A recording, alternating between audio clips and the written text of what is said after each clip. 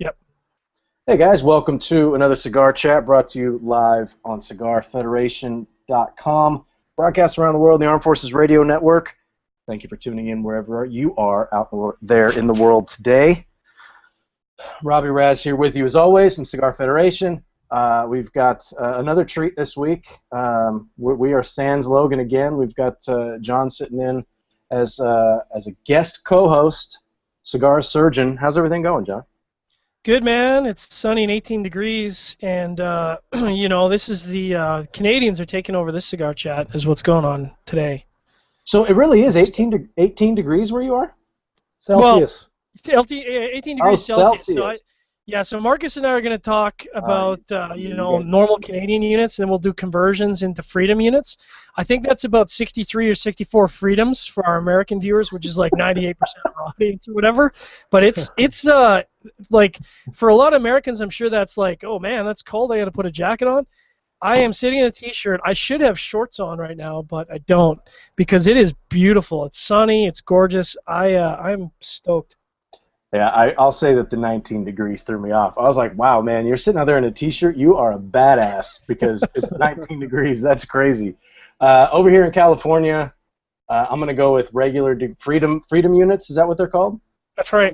Freedom. I'm going to go with, let's see, I think we got up to about 75, 78 freedom units today, although it was a little bit overcast this morning. That's deceptive though in San Francisco. You guys get that wind there, and I mean that can be 75 can be pretty cold. Yeah, 75 actually in San Francisco, and at 75 is a beautiful day, and that happens maybe 5 times a year. I'm in the East Bay. I'm on the other side of the hill, so we get the fog. We don't get the wind as much, but it also gets hot here during the summer too. We get up to the 1 teens for about a week. But this is not why people tuned into the show. No, not at all. I mean, we can banter back and forth, and it's fun, but. If Logan's not telling us a story about falling in a sewer, we should just move on. We've got Marcus Ratty, co-founder of Mombacho Cigars, here with us today. Marcus, thanks for taking the time. We appreciate it. My pleasure. Thanks for having me on. And you're tuning in from that's your own personal humidor there, huh?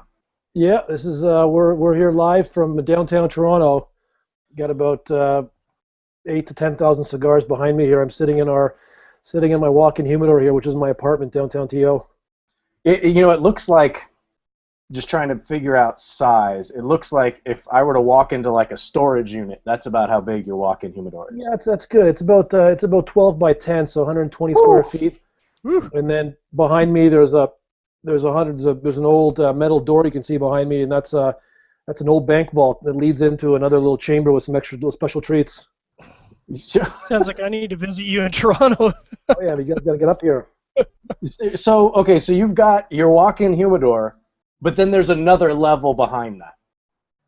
That's right. That's the secret chamber. Oh man, I'm not sure if I even want to know what goes on back there. It looks like the door from, if you've ever seen Rounders, where they go to where he goes to play cards at. Why can't I think of the guy's name? I'm disappointed, Rob. I'm losing it. It's John Malkovich. Why can't I think of his name?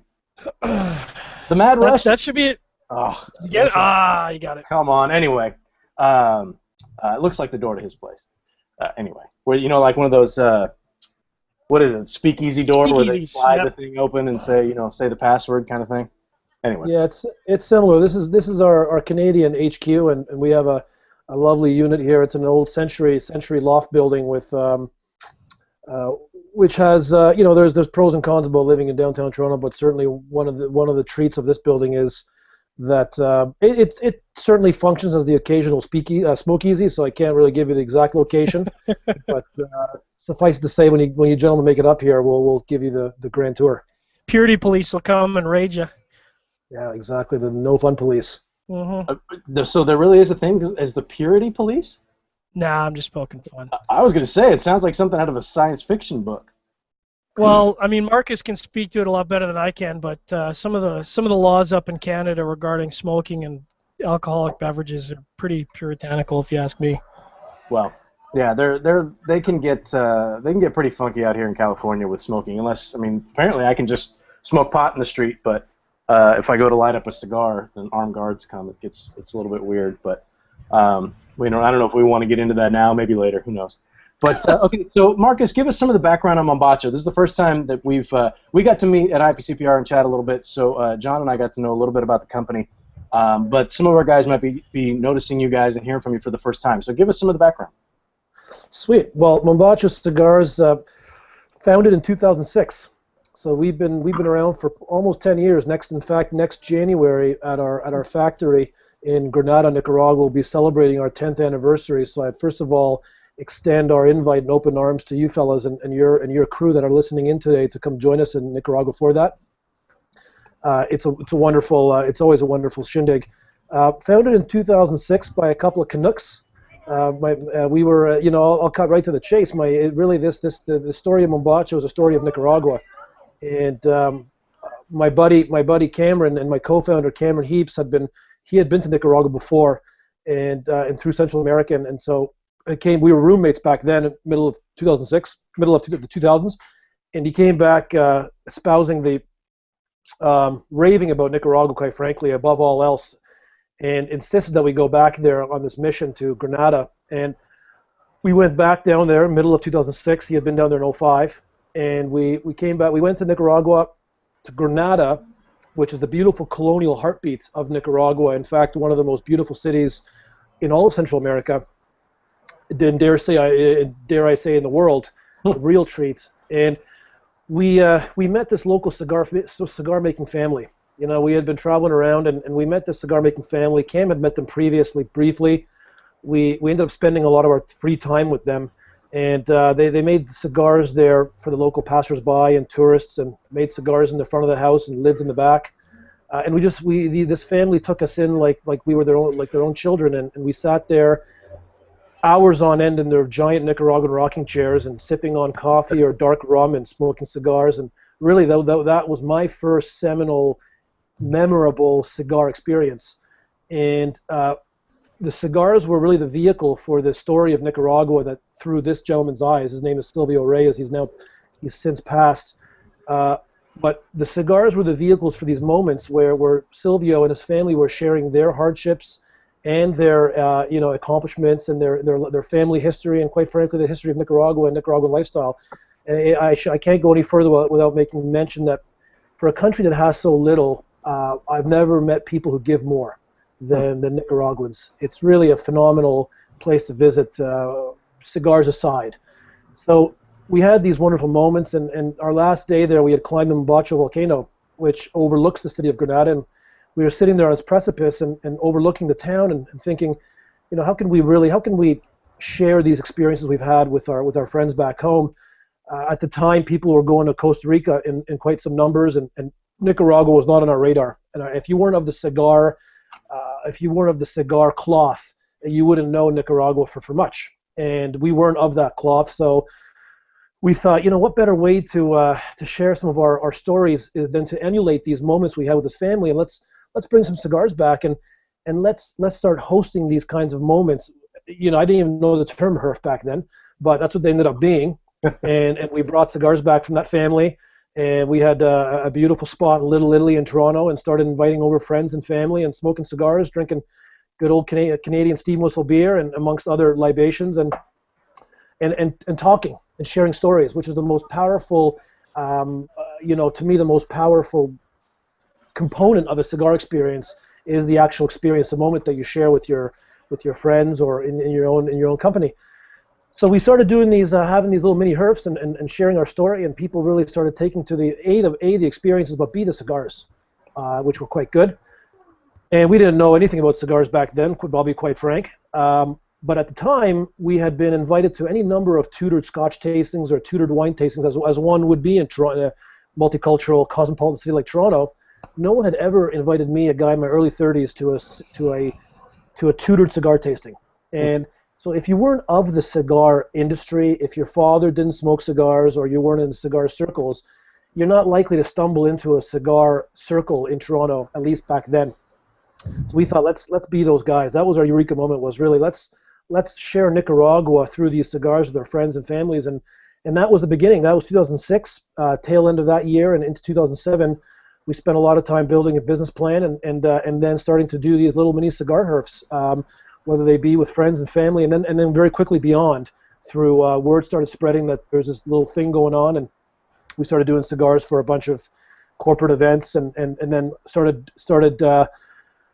developing some real good relationships in the corporate side, which I can get into if you guys want. But generally speaking, the brand grew bit by bit by bit, very meticulously, and we were dumb enough to decide to make our own cigars, not ourselves personally, but rather than go and knock on Mr. Placencia's door and say, here's an idea I have, which has full merit to it, by the way, and that's one way of skinning a cat. Our vision and our passion was to make cigars and to represent and to honor the city of Granada that we discovered. So that process took several years to nail the branding, the product, the pipeline. Doing business in a third world country when you come from Canada, we can't impose our values on them, nor can they on us. So we had to meet in the middle. And that process took years to really refine a lot of our strategies and quite frankly, a lot of our product. So fast forward to 2008, and we launched in Toronto with a big launch party and came out of the cannon with a big boom, knowing full well we weren't fully baked as a brand and as a manufacturer specifically. Branding was great, manufacturing wasn't up to par on that consistency. So in 2010, we built our own. We took over an old colonial building in Nicaragua and then built that into a very small factory, similar style. Made cigars in the front, and there were some rooms in the back. And that was Casa Mombacho, the first iteration of our manufacturing facility. Made cigars there for a couple of years. Slowly hit Canadian retail. So what happened was, throughout our history, the cigar shop owners in Toronto, they didn't want to listen to a couple guys that didn't have Latino blood, talk about cigars. It was a big uphill battle for us at the time. And keep in mind, this is 10 years ago. Shelves in Toronto back then were 70% Cuban and 30% everything else. So It was a tough battle. So we thought, well, let's keep doing what we're doing, and eventually it started coming to us. And that was late part of 2012 and 2013. We started hitting the shelves in Canada. Cigars done quite well, real well here. All the while with a view towards the U.S. market, of course. During our history, we've opened an office in Shanghai and made some inroads in the Chinese market. We've developed a cigar and a brand for the Italian market, now into Switzerland, which is one of our master blenders' passion. That's where he's from. He's from Italy, so we did a wonderful launch there of this wonderful cigar called Liga Maestro. And so we have a wonderful international portfolio, but we weren't in the world's largest cigar markets. And so that happened in July of last year when we exhibited and launched at the IPCPR, and we've been pounding the pavement ever since. So we are an established company. We've gone through. We've had certainly our baptism by fire, and we continue to do so. We continue to work the doors and the phones every day, and building this beautiful brand that we call Mombacho. Listening to you kind of give us the story reminds me of when we met at IPCPR. You guys were sharing. I don't know if you weren't necessarily sharing a booth, but you were right next to Skip from Roma Craft, right. And I know Skip made the introduction because we had never met before, and I got to listen to you and to your group. I mean, you had 5 or 6 guys there, and you all had the hats and everything, and the sweet gear, and everybody was decked out. But you guys all had that passion, and the way that you're talking about it, it reminds me of how much meeting you guys and smoking your cigar and hanging out with you guys impacted me at the time. You guys have quite a presence in just the way that you carry yourself and the way that you talk about your product. Everybody in this industry has passion, but there's something else in there that I can't really put my finger on it. I'm giving you kind of a long-winded roundabout compliment, but I appreciate it very much. What you're saying resonates, because that's why we do it. Is not why we do it, but to hear that kind of feedback really is wonderful, because we have our nose down every day, working hard to share the love of A, the leaf, but B, Nicaragua and the people of Nicaragua, the people that make our cigars at Casa Favilli, and and this really isn't we're a brand we're a company that's going to be around in 10 years. So you're catching us, even though we've been around 10 years, you're catching us early in our history with respect to the U.S. market and future market expansions and new markets. So this is what we're building is a legacy brand. We want the brand to long outlive us. So this is something that comes straight from the gut and from the soul, and we just, we love engaging people like you who share a similar passion for with your own vehicles. Yeah. I think you guys said something very poignant for me, Marcus, because we talked for a bit at the IPCPR, and for a cigar company to start in the Canadian market, which I know a little bit about the Canadian market. It's a tough market up here, and you guys said something that really rang for me, which was you felt if you could make it successful in the Canadian market, you could make it successful in any market. And that, I think, ever since the IPCPR, I think that really stuck with me. Well, I appreciate you remembering that comment, and Canada's been our petri dish, and we've done a lot of our R&D there. We give a lot of credit to our Canadian, let's even call it what it is, our Canadian bureaucracy, and I don't even want to go down that road, but the point is, we've been thrown every possible challenge in front of us in this market, and we continue to persevere. It's been our pleasure to overcome those obstacles and hurdles. It's just gotten us, it's further equipped us for the U.S. market, quite frankly, and other markets down the road. So this is, we've been quietly doing our thing, and those people that have discovered us and have become friends along the way, and we call it sort of inclusive exclusivity. We're building a premium luxury brand. We've been around for a while. We have I could go on for hours about sharing vignettes and anecdotes about our challenges, our successes, or the wonderful people we've met along the way. Certainly, but there is nothing unique what we're doing about what we're doing, except it's a lot of hard work and dedication and passion. So we welcome everyone to the Mombacho family, and we mean that quite honestly. I like the way that I'm going to go back when you said that you guys were foolish enough to decide to make your own cigars. And I think a lot of people can look at the cigar industry that have no experience with it and think, oh, you can go into the cigar industry and make a few bucks.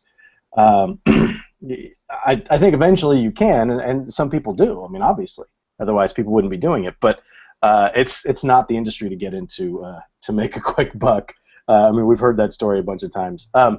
But one thing, you were talking about different markets, and we've got a question here. I'm going to jump into some audience questions. This one's from Jennifer Lay. And she says, from my experience, the Canadian and the European tastes can run parallel at times, with the U.S. tendencies usually being a bit more full-bodied smoke, full strength. What are the largest differences in marketing to the U.S. as opposed to Canadians, and are there any similarities? Well, Jennifer, that's a great question, and it's very timely as well, because we've been talking about that question for the last year, and if not more. And first of all, accurate that there is a difference in the palate.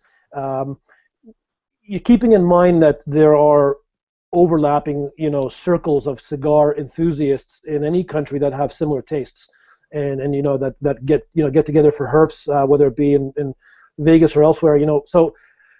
But putting that aside for a second, generally speaking, there is a palate towards a milder cigar in the Canadian markets, and overall in the European market. Certainly, they have their the Cuban experience in Europe has colored their palate to a certain extent with a lot of the stuff that comes out of Cuba. But there's a lot of mild stuff coming out of Cuba as well. So the answer is I agree. There is a different palate. It's a stronger palate in the U.S. What I would add to that from a marketing standpoint is that, we have, within everyone's palate, and with respect to the American stronger palate, there is a rotation that they have in their, in their cigar, cigar smoking timeline. And as many full-bodied, strong cigars as you might smoke in a day, most people will tell you there's a time and a place for a lovely, mild to medium-bodied cigar. Whether it's starting the morning out with a coffee and a cigar to open up your palate, or it's closing off the day with a lovely, Tierra Volcan Classico, which is a nice, clean, smooth, creamy cigar that often, there we go, cleans the palate, and it's a nice treat after a day of smoking full-bodied cigars. So there's a positioning of the product portfolio into the consumer's palates. That's our job, to understand that and work with our retailers to make sure that they understand our portfolio.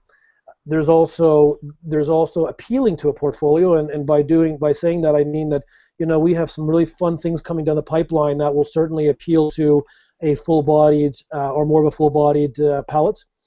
And then I would also add that even in the States, the vast majority of smokers, cigar enthusiasts, tend towards a mild to medium-bodied cigar.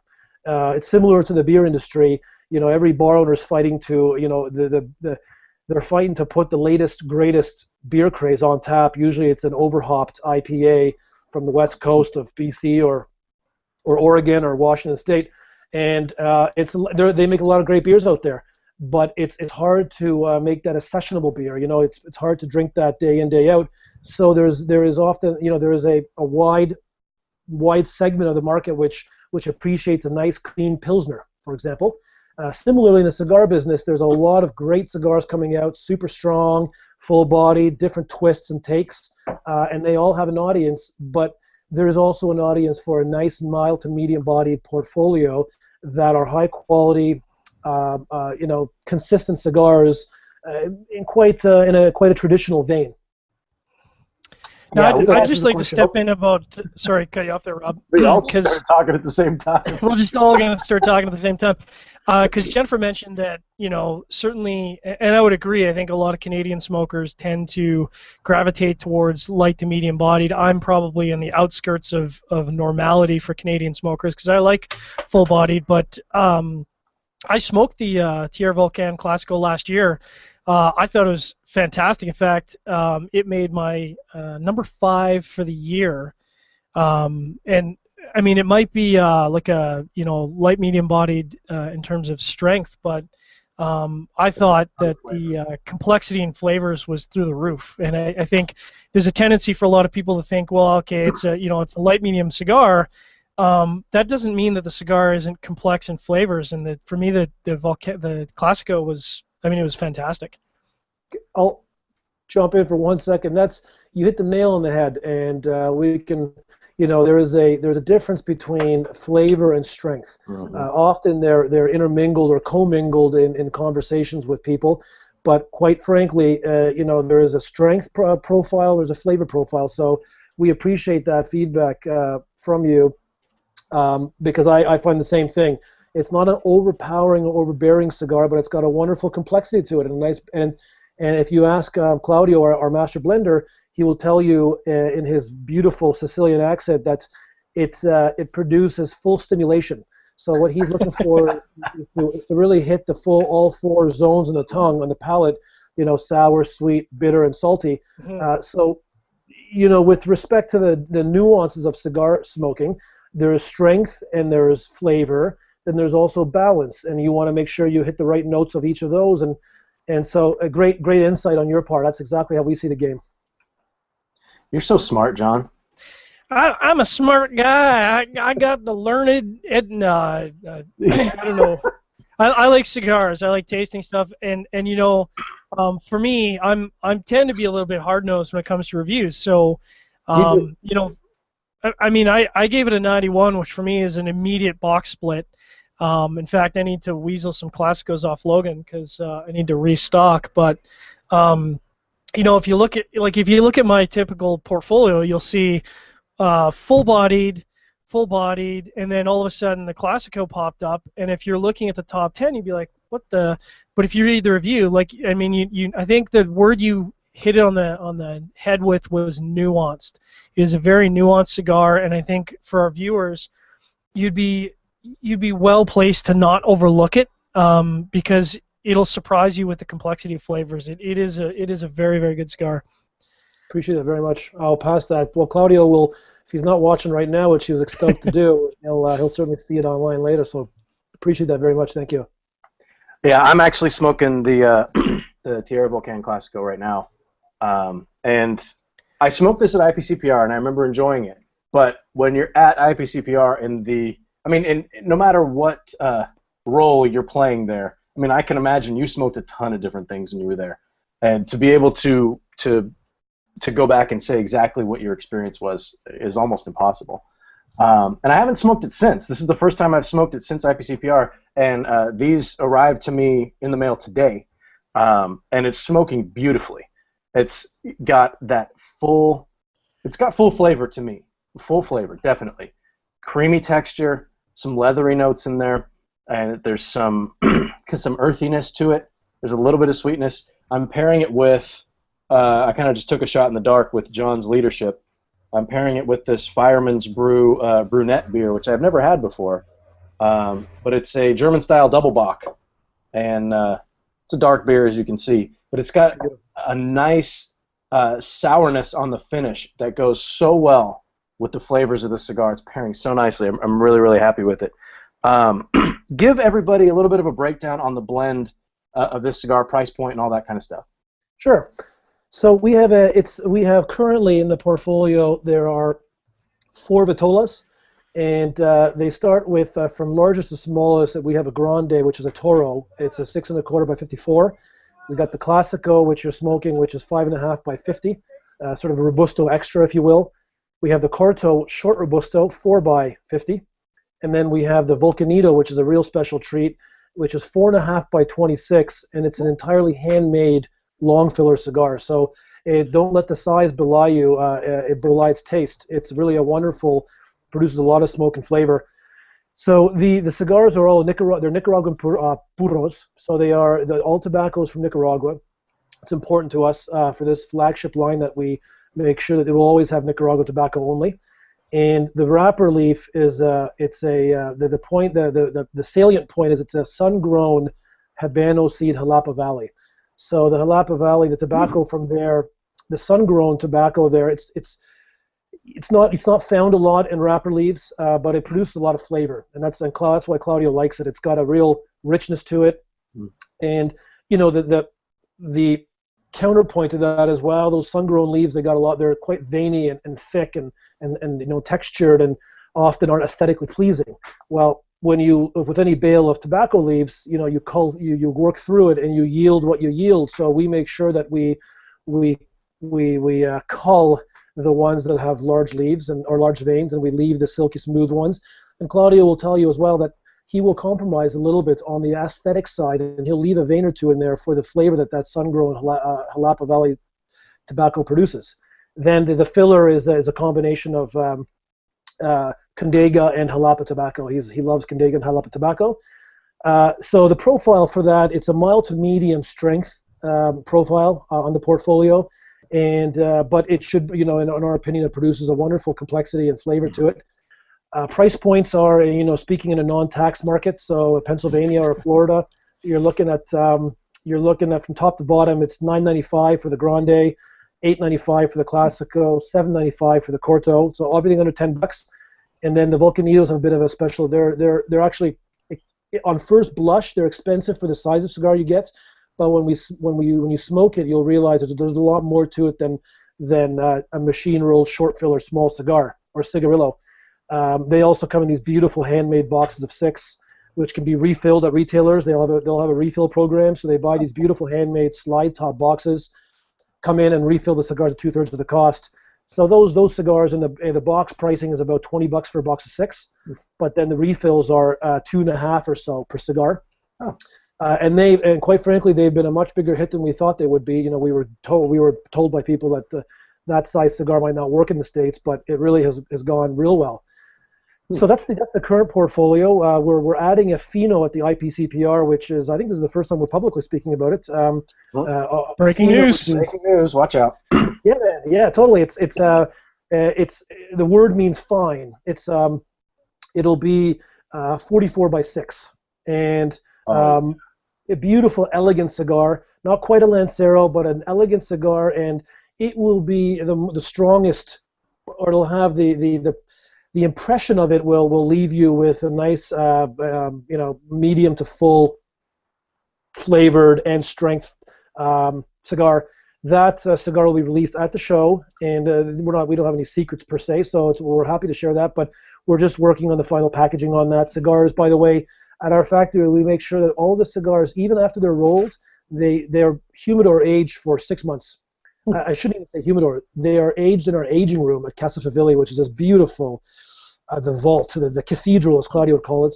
So the cigars have been rolled. and they're sleeping and resting peacefully there in advance of being packaged and shipped for the release this July. So that's a little bit about the portfolio. We have a special treat coming out which we'll release a press release on next week. And that's something that, if you, hearkening back to my earlier comments, is a real neat project that's got a tie into Italy. So that's a little hit for you guys, but it's basically a real sweet little thing that we've got coming out through the pipeline on Tuesday. Next week, you'll see a press release being sent to you fellows. So I covered the profile a little bit. Happy to go in more depth. The sizes and the price points. So the Pheno, that's going to be a 6x44, you said? That's right. That sounds fantastic. That's my favorite size, like a Lonsdale size. Yep. That for me. Right. There's something about that size. I feel like every cigar I smoke in that size, it's so much better than the rest of the sizes. And I'm sure it's all placebo. It's in my head. It's of course, when you get into different sizes, the profile is going to slightly change, given your amount of wrapper to the amount of filler and things of that nature. But for some reason, that size, I just love it. So that's great. I'm looking forward to that. And there was one other thing that you said in there that I want to comment on, where you guys you'll sacrifice some of the appearance of the wrapper leaf for flavor. That's so refreshing to hear. That the most important thing that you guys are doing is the flavor. Obviously, construction, everything's important, but you'll sacrifice a little bit in appearance. There could be a vein or a water spot or what have you, and it's not going to get tossed into a seconds pile. That's still going to go out because it's going to have that extra flavor. That's great. Yeah, and I'll just refine that comment by saying, if it's, we want it to be aesthetically pleasing, but a tobacco leaf is a natural agricultural product, and if something looks like homogenized tobacco paper, then it's not as quite frankly as enticing as as a nice natural tobacco leaf. And tobacco leaves have veins, and and they have character. So we're fine with that, and I appreciate that picking up on that, because it's about the certainly it's about the entire experience, and that begins with the with the people. And the impressions we make on others, and then the packaging, just going in terms of the order of how people usually become aware of a brand, at least when we got boots on the ground. So you get the people, the packaging, the presentation, but the product obviously has to stand on its own. And this is our maestro Claudio's. This is what he what he loves about the Jalapa wrapper leaf. Pardon me. And then to your point about it being a placebo, perhaps, that you like that size across different portfolios. Again, I'll reference Claudio because he's a wonderful artisan and a true doctor of tobacco. He will tell you that the Pheno, or that 6x44, is often the best expression of a profile of a cigar. There's always going to be different opinions, but to his palate, it's also the most lovely expression of a profile. I like it's a magical ratio. Yeah, see, everybody gives me a hard time. No, Rob, you don't know what you're talking about. Ask Claudio, man. I know what's up. Ask Claudio. I just, that's a little bit of, I feel vindicated. Okay, I can sit up a little bit straighter now. John, you want to jump in with some audience questions? Yeah, we have a really good question from Alexander Martinez, and I really like the way he starts off the phrasing here. He says, considering the confiscatory tobacco tax rate in Canada, I love that, confiscatory, along with the Cuban competition, what do you attribute your success in Canada to? And do you expect your sales in the United States to mimic your growth in Canada or to be exponentially higher? Great question, Mr. Martinez. And part A, we attribute our success in Canada to good old-fashioned hard work and perseverance and passion, of course. But you're absolutely right. The tobacco taxes are onerous, but there are cigar smokers in every great country in this world, and every country is great in its own ways, including Canada. And so it's a level playing field from that standpoint. First of all. We're probably close to some kind of a revolution in Canada because, we're close to prohibition there, quite frankly. No, they are here, yep. And I speak frankly about that. It's very close to that. And if it wasn't for that tax, I resist from getting into that kind of conversation. Back to the question. So it's certainly difficult. The Cuban aura, which sort of pervades a non-educated cigar market, and even a lot of the educated cigar market. I mean, there's a lot of people that love Cuban cigars, and I won't speak badly of them. But I will say that shelf allocations have been changing in Canada. So whereas when we started it was 70-30, it's probably now 70-30 in reverse, where 70% is allocated to the great New World cigar companies, for lack of a better term, and 30% is allocated to the Cubans. And we have a wonderful opportunity here in Toronto to be well networked and connected, and we've quite frankly, to answer his question more specifically, we didn't go after cigar customers out of the gates. We grew the cigar smoking pie. So our audiences at various events and different with different clients, and we were introducing cigars quite often to a new audience and generating or helping to create new cigar smokers. So it was really a win-win where we were bringing people to the cigar market, and then they were going out and discovering the beautiful wide world of cigars. So we didn't have the direct competition out of the gates with vis-a-vis Cuban cigars, because most of our audience didn't really have a cigar experience or a mind share locked in. But quite frankly, when you look at where we've come from, we believe in what we're doing, and it doesn't matter what country we're in. Taxes be darned. We have a beautiful factory and a beautiful people making these cigars. We source the best tobacco possible. The blending is phenomenal, and we give Maestro Claudio Groy all the credit in the world.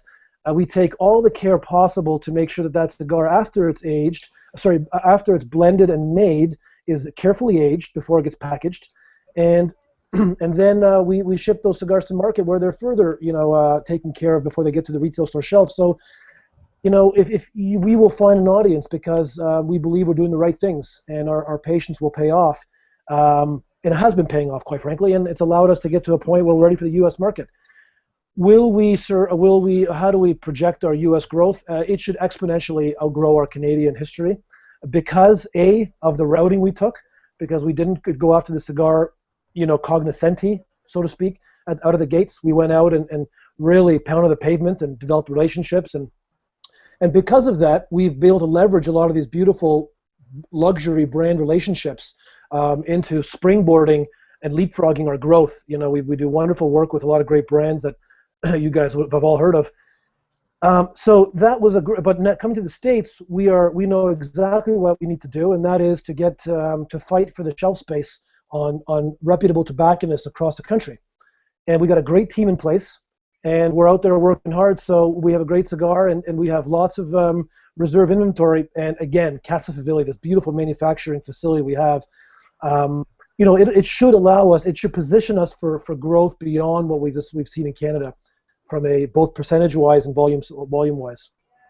Marcus, I feel like you should be tapped for the IPCPR to be a guest speaker about taxes and maybe nail home for our American viewers, what potentially could be in store for them, because we've seen that in Canada. There's been a history of just, like you said, prohibition, just moving closer and closer to prohibition. And I don't think for a lot of our American audience, they necessarily have the same view that we do up here. And I think there'd be some value to you speaking at the IPCPR on that subject.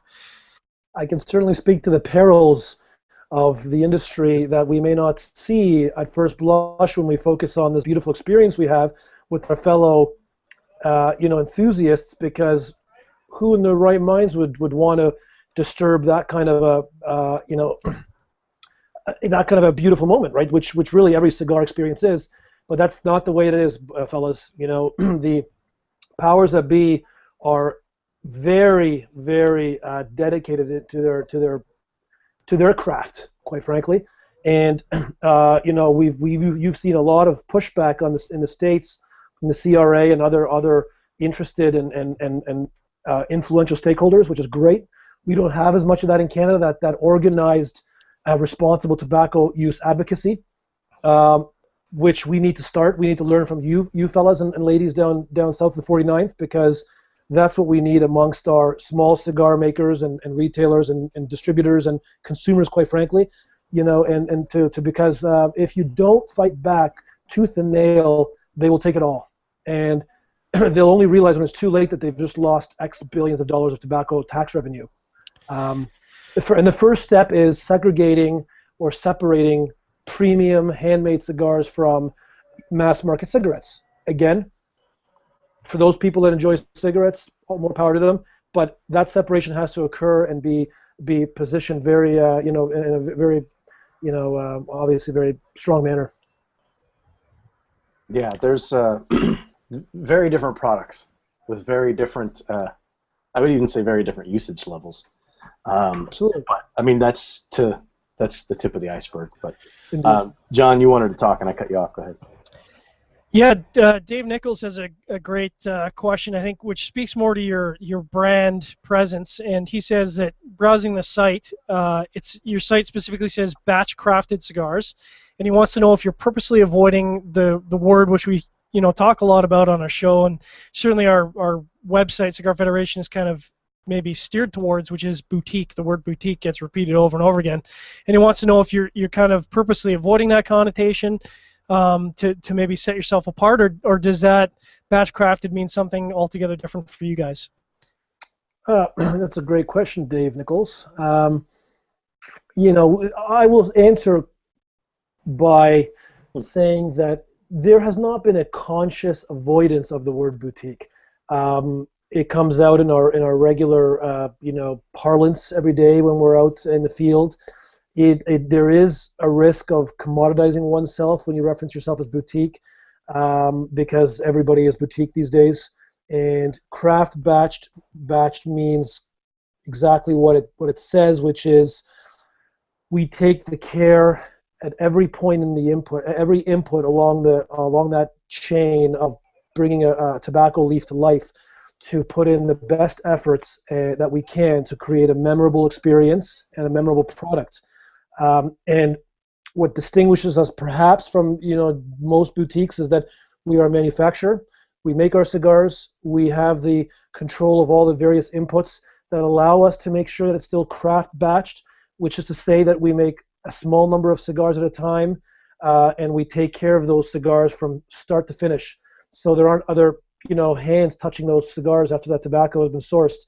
It's very important because we can speak and stand behind the name on that we have the name on the cigar, and speak to the commitment and to the focus of that process. And I would add the one other point that I would add, which may not directly answer the question, but is that often retailers fight with the question. They fight to establish the brands from one another based on who's going to be around in a few years' time. There's a lot of brands that have come and gone, a lot of great cigars that have come and gone for various reasons, and there are some other ones that have pounded the pavement and made a name for themselves and have found a sustainable position, and there are others which have skyrocketed, and there's others which are 10 years old now. The Tatuajes and the Ilusiones, the respected brands who have clearly gone from boutique to a mainstream, but still with some of the perhaps if you ask the gentleman behind those brands, that they would tell you that they're still making cigars in a way that's honors and boutique, again, catch-all phrase. What I can tell you is this: is that we try and understand the position of the retailers and provide some assurances and that we're going to be around in 10 years. So yeah, boutique, yes, but the key word is craft manufactured, craft batched, where these are cigars that are made by Mombacho Cigars for the world, quite frankly, and we're just getting started. Yeah, when you say just getting started, it was. I went back and I watched our interview from IPCPR, and I said, oh, it's a new company, Mombacho, and you're like, well, we're new to America, but we're not new to this game. But really, it still feels that way, because I would guess that many of the people watching, and there's been a lot of comments that they haven't smoked your cigars and they're eager to do so. We're going to be giving some away here later tonight, so hopefully from this show we can get your cigars into the hands of 10 to 15 folks, and they can try them out. One question I want to get into here, and this is particularly close to home for John and I, because we host another show here on Cigar Federation called Sharing Our Pairings, and where we play around with different pairings. And like today, I was pairing with the double Bach, which was very nice. This one's from Joe Gutt. I always ask some good questions.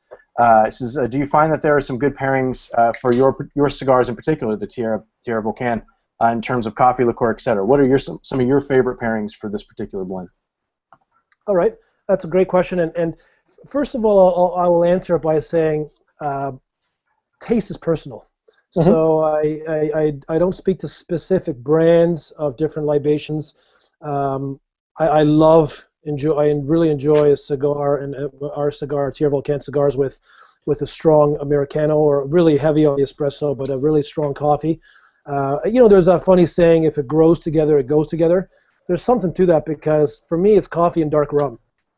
And I really enjoy both of those with cigars. I love the Flor de Caña Nicaraguan rum with our cigars as well, and it's not just a cheap plug for another great Nicaraguan brand, but we quite frankly love the ambassadors of that brand, and I love so strong coffee in the morning especially, and then the dark rum is more of an evening treat, with that cigar at the end of the evening.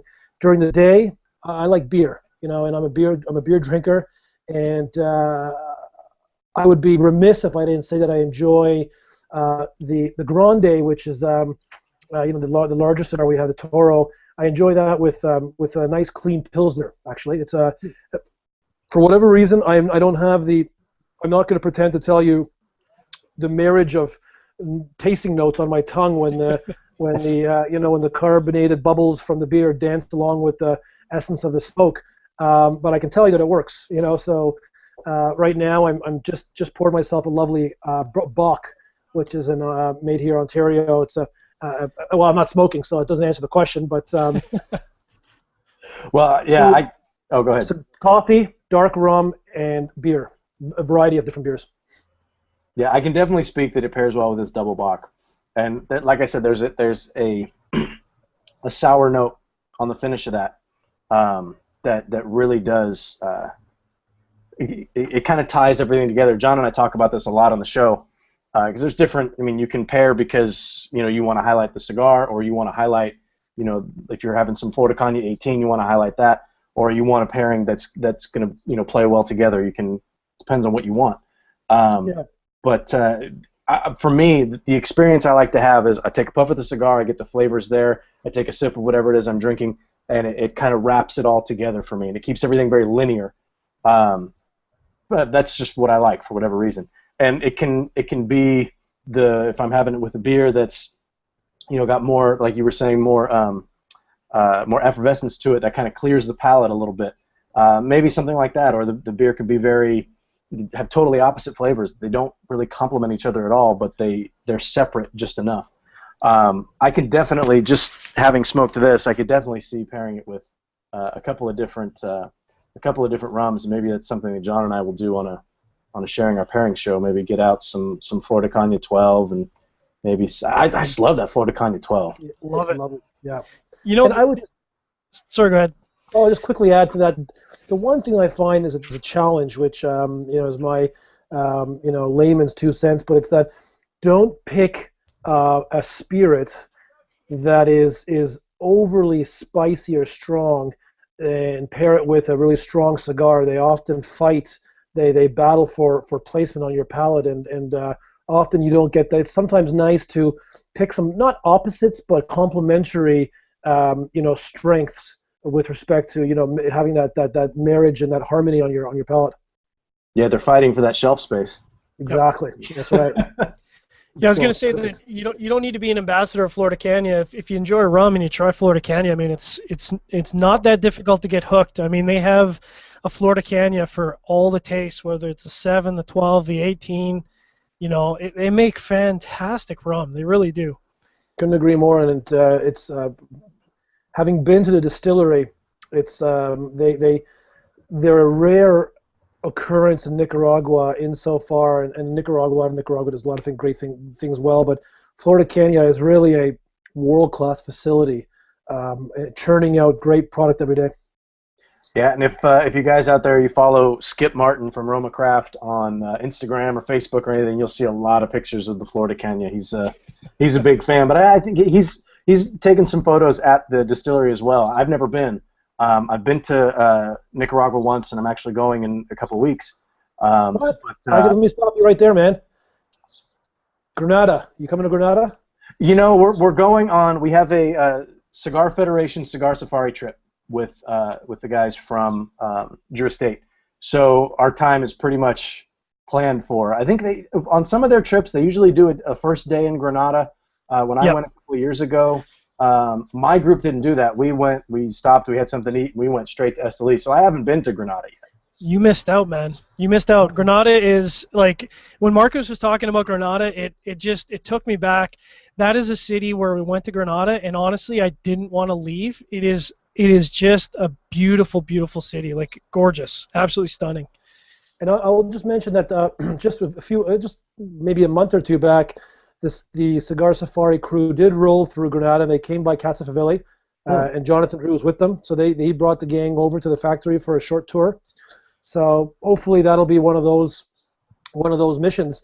And I'm not sure. Just my last piece on this piece will be that I'm not sure if they used to do it where you'd land in Nicaragua on one day and then you'd be put up in a hotel for that first night and then roll out to Esteli the next morning. Yep. If that's the case, we would insist on getting you into Granada even for 12 to 16 hours. We'd pick you up, and we do this for everybody, by the way. This is not fly-by-night operation. You know, we would. It's happened with a lot of the Perdomo tours. They have the Perdomo pickup is on the noon of the day, or whatever day it is, and they usually fly in the previous afternoon because they can't get in by noon. So we meet them at the airport with our driver, and we bring him back to Casa Favilli to Granada, and we host them for a wonderful 16-hour sojourn through Granada and Favilli, and then back to the pickup point before Perdomo bus arrives. Cool. So just for all your listeners out there, don't be shy, even if your trips have been booked, to at least have a conversation with me in case we can make some magic work. Yeah, I know that we've got a couple of guys from our group. I don't remember how many people are going in total, but I think the bulk of us, I'm in California and I'm flying over to Miami. Logan and I are going to spend the day in Miami and run around on the beach together. And then there's an image. Wow, there's a visual I did not need. And fly with the bulk of the group over. But I know some of the guys are going, and they're in Managua the night before. So I don't know if that's something that would work. I have no idea. And if you would do me this favor, if there are folks in Managua the night before, if there's a lead contact on that offline, put me in touch, because we'd love to take the opportunity to at least solicit them on a quick little side trip to Granada. We are 45 minutes from the airport. Okay. Yeah, definitely. We'll talk about that offline. John, we got time for what? One more question, yeah? Yeah. Boy, we got a lot of really good audience questions. I'm just trying to find a good stumper here. Here's a good one from I'm a Texican. We haven't asked one of his questions, and I think this is a good maybe a wrap-up question. And he wants to know, are there any plans for making cigars for other companies in the Casa Favilli factory? Great question. The short answer is no. The long answer is no. No, I don't mean to be short. That's I'm certainly not known for being brief. The answer is that we are focused at this time and dedicated to making our own lines of cigars out of our factory. It's very, very hard to make a great cigar, and to make several lines of great cigars is even harder. These are the challenges that all cigar makers have, and we are very focused and dedicated on building the Mombacho cigar portfolio of products, and this is our there is nothing wrong with making cigars for other folks, and maybe one day we'll entertain that, but for the moment the cigars that we'll be making will be for you'll see on the shelves coming out of our factory will have one of our labels on them.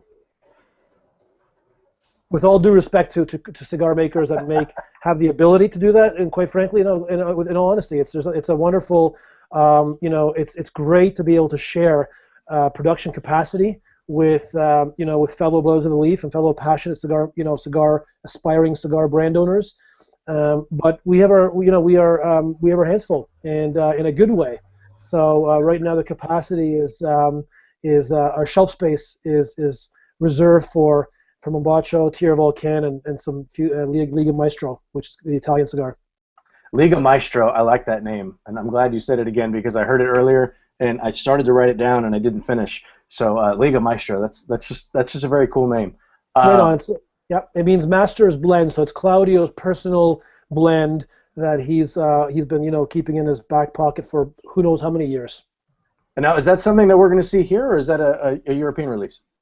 It's been in the Italian market now for a couple of years. It was #3 cigar in Italy in their version of the Cigar Aficionado out of the gates. Right. They have a very active cigar community in Italy. I was fascinated by how many different active and collaborating cigar groups there are. Cigar was very well received, and those folks that came down to our factory in Nicaragua for our anniversary party in January, I think we had 10 retailers from the States come down with their various gangs, not gangs, but folks, and they all really enjoyed the cigars as well that we were sampling with them. So that got a ball rolling that you might hear some news on in the very near future. We'll read between the lines there. Yeah, currently it's available in Italy and Switzerland, and we'll have wider European distribution in the months and years to come. It's been done very well out there, and it's appealed to the people from the U.S. who have come down to the factory and have tried it where the samples where they're made. Quite frankly, I don't even have one up here in Canada, and I'm quite chagrined about it. And I try and weasel one out of Claudio whenever I see him. So but quite frankly, the people who have tried it really enjoy it, and we want to share our cigars with the world. So that would answer your question indirectly, probably. Yeah, no, that's I'll read between the lines there, and hopefully we'll hear something about that in the near future. So we're right up against the end of our AFRN segment. I think. Already? Yeah, I think we've got 1 or 2 minutes left. So in the final 2 minutes or a minute or so, let everybody know where they can find you. Find you on your website. You guys are active on social media, Facebook, Instagram, that kind of thing. Awesome. Appreciate that. First of all, the social media handle is at mombachocigars.com, and that's the same as the URL, which is mombachocigars.com. We also have tierravolcan.com, but we're available in I think it's about 25 states now, and we're in about 60 accounts and growing every day. So we are out there. We have a wonderful team out there pounding the pavement and getting into more shops every day. What I will say is this: if it's not in your shop and you have a local shop that you frequent, please get in touch with me, and we'll make sure that we pay them a call. My name is Marcus, and you can reach me at Marcus, Markus, at mombachocigars.com. If I said that too quickly, we can reach out to the fellas here as well to get in touch with me. Follow us on social media. We're active, and we're getting more active every day. We're here to stay, and we're really excited about meeting fellow brethren and sisterin of the leaf here and across the greater 49 states or 50 states of the continental states. Marcus, appreciate it, man. Thanks for taking the time and giving us a peek inside your humidor there. It's impressive. And I look forward to giving you guys a larger peek inside Casa Favilla in Granada. Yeah, that'd be great. Everyone out there. That would be awesome. That would be great. Facility. John, any parting words of wisdom? I think this is our first Canadian on the show, and I just want to say we need to have Mombacho on again. So maybe after the IPCPR we can have you guys on again to close out the year, or maybe in the Q3, Q4 here. It would be our pleasure. I've really enjoyed myself with you fellas. I look forward to smoking with you in person, and we're here to share our little slice of cigar heaven anytime, 24/7. Appreciate it, Marcus. Thanks so much. Guys, thanks for tuning in. You can find us at cigarfederation.com. We'll be back with you guys next. Boy, I don't have the information of who the next week's show is, but you can find it at cigarfederation.com, and we'll be back next week. Everybody out there listening, the Armed Forces Radio Network, thank you so much, as always, for everything that you guys do for us, keeping us safe so we can sit here and talk about cigars. You guys are built to do something that I'm not built to do, so I really do appreciate everything that you guys do for us. Everybody have a great week and stay safe. Okay, now we're back. That's the end of the AFRN segment, and Marcus. So we're still live. We're still live. Everybody can still hear us. But now we can cuss and be ourselves. Stuff, yeah. You caught yourself a few times during the show, and I appreciate that. I appreciate that you. It was darn tough. So we had a ton of questions here. I think we addressed a bulk of them in. We've got a very interesting troll posting some nice comments. I'm glad that he's taken some time out of his day to heckle us a little bit. That's good. Always a troll or two out there. No, hey, Marcus, I have a question for you because I didn't get to tour the factory in Granada, which makes me sad. But where is the Flor de Caña distillery? Where are they located? Is it in Granada or is it Esteli? Flor, you mean the distillery? Yeah, indeed, that's up in it's in the northwest of the country. It's a good solid 3-4 hours from Granada or Esteli. Oh, okay. And do you guys lose me if I Google it quickly? No, it's all good. Yeah, I want to say it's Chinandega. Okay. And right at the time, they when we were there, they didn't do public tours.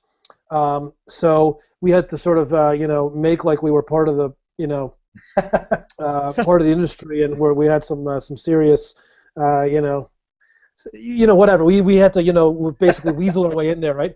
It's in Chichigalpa. Ooh. Wow, that sounds Nicaragua was known for a great sounding town name, great sounding city names. You got absolutely Chichigalpa, Nicaragua, in the north. Do you feel, Marcus, as a Canadian? Because obviously I'm proud of being Canadian. I feel like, on the world stage we've always been ambassadors, and I kind of feel like, and maybe you can speak to this a lot better than I can, but do you think being a Canadian gives you a bit of an advantage when you're going to another country in terms of making inroads with people and making relationships there? Like, do you think there's an advantage being a Canadian? Not to throw our American friends under the bus or anything, but we're not taking it personally. Listen, our American friends get a bad rap first and foremost, and that's just the way the world turns. There's a lot of great Canadians out there, and there used to be that cliche of Buddy putting the Canadian flag on his backpack, even if he wasn't Canadian, just to get a better go of it when they travel the world. I'm not sure that's still true or not. We have our fair share of baggage as well. I carry a Finnish passport as well, and Finland is also even less known and offensive than Canada is. Not that Canada's offensive, but I think that good people beget good people, right? So we wear our if we wear our personalities and our intentions on our sleeves, then we're gonna be just fine. And quite frankly, those people that puff their chest out and say I don't like Americans when they come across them on the world travels, well, either A, take a minute to overcome that that clear that clear small-mindedness, or B, you quickly know that you at least you have you're not going to waste time with this fellow and you keep moving on, right? So, it used to be the case. I don't think it is anymore. I like the way that you said that, though, that you're the way you carry yourself and your intentions, or maybe wearing that on your sleeve is a little more important than wearing your flag on your sleeve. The way that you conduct yourself. If you're a jerk, you're a jerk. It doesn't matter where you're from. And that's right. We have jerks up here, man. I know several of them. So yeah, I mean, take that for what it's worth. I mean, but when I've been lucky enough to have some travels into Europe and in a few different places with my wife, and I especially if I'm going somewhere where I don't speak the language, I do my best to learn a little bit of it, so I can at least say sorry. I don't speak your language, but enough. I mean, it's for me, like if I'm dealing with someone who doesn't speak English, if they make an effort, you know what I mean? And I try to. That's just how I try to do it. I try to, if that's the way that I would want to be treated, so I treat people that way. But it's whether you're religious or not, it's biblical, right? Treat people how you'd like to be treated as yourself, and you nail on the head right there. Wouldn't the world just be such a better place if people live? It's a simple rule to live by, and life would just be so much easier. But whatever, we're going down a philosophical road, and I know, John, we've got some giveaways we've got to do, and I know we talked about this a little bit offline, but I'm just going to throw you under the bus and have you handle it. Well, I think Alexander asked a really good question tonight, so I think he should be on the top of the list. I think Dave asked a fantastic question tonight, And CRI James tried to sneak one under the radar using his wife's account. Now, in all fairness, he didn't do it on purpose, but Sure, he you know, didn't. that was a pretty Yeah, good question. So I think those should be three guys that should be getting some tasty Tierra Volcans. So we've got three winners that we just picked, and they have to email you, right? And we'll go over that in a second. Let's pick. Let's have people email you. We'll pick. There's three winners. We'll pick an additional three from the live show, and then we'll pick two more podcast winners. Good? There you go. So for audience who is listening right now, you need to send your particulars to John, that's John, I can't get any easier than that, at cigarfederation.com. We need your mailing address, obviously your name. We'll forward that off. And then for our podcast listeners, we know you guys are out there. You guys, I'm go sorry. ahead, bro. I'm really good at interrupting.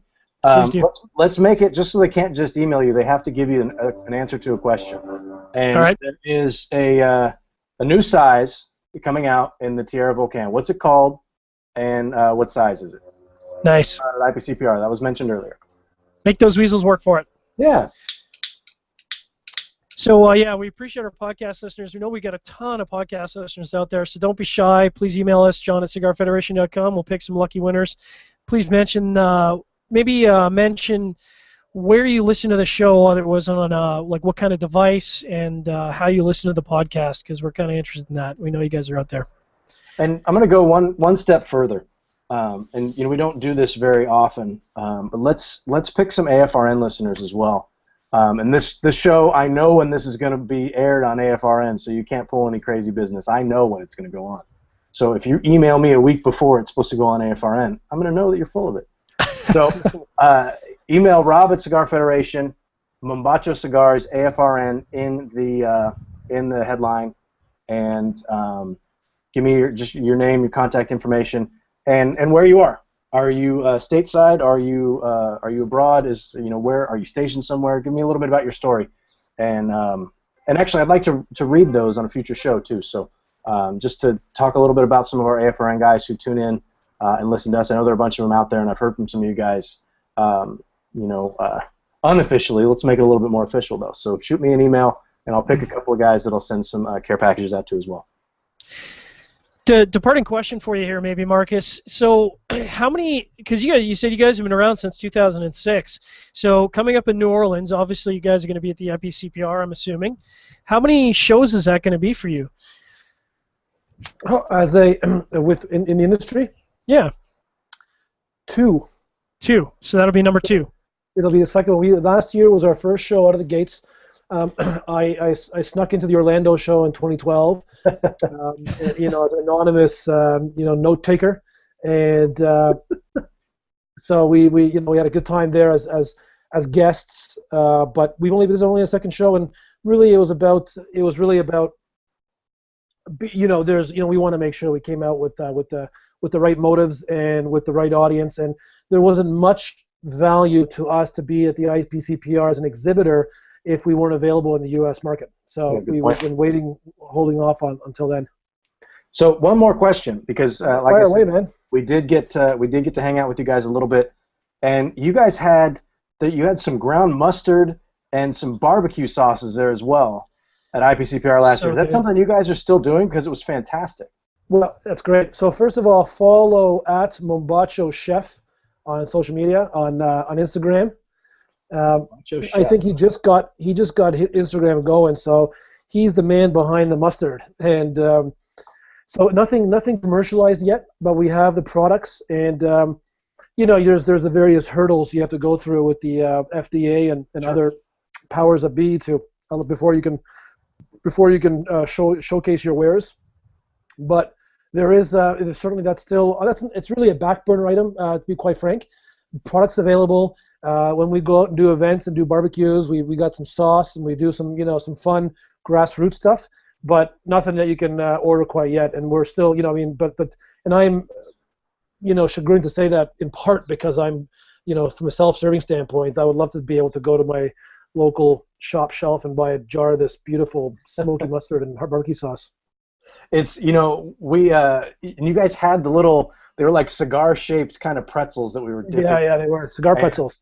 Yeah, it was really, really good. I really liked the mustard. Logan wouldn't stop talking about the barbecue sauce, and Logan's from Texas, and he is all about the barbecue. So if you've got the Texas guy in love with your barbecue sauce, you guys are doing something right. So hopefully someday soon we'll see those on the shelves. That's high praise from a Texan. Our mission is to be the world's provide the world's most memorable cigar experience. And that's, it can be taken a number of ways, and sometimes that is by rolling out cigar pretzels with some cigar tobacco-infused barbecue sauce, right? So it stuck with you guys. We haven't forgotten about that. We were probably a little bit premature on that front, but it'll make its way to shelves one day. And in the meantime, whenever you're in Toronto, we can find some of that stuff up, or maybe we'll share some with you stateside when we come down next. Fantastic. That's great. Yeah, it definitely stuck with me. I remembered that. We came back a couple of times, and when nobody was looking, we snuck an extra one, or at least we didn't think anybody was looking. So, because sometimes food's hard to come by over there. If you don't want to wait in line. I mean, you guys were right next to the food, so that's one thing. But when you're kind of trudging around on your feet all day, you run out of food. So that was a nice little treat. So, John, unless you got something else, we're gonna wrap it up. What do you think? No, let's wrap it up. Marcus, thanks again for coming on the show. We really appreciate it. It's been a fun show. Yeah, I've had a blast. Great to see you guys again, if not in person, through this medium here. And my closing comments would just be that we encourage folks. We are a new brand to the States, as we've talked about, and most of your listeners have not heard of us.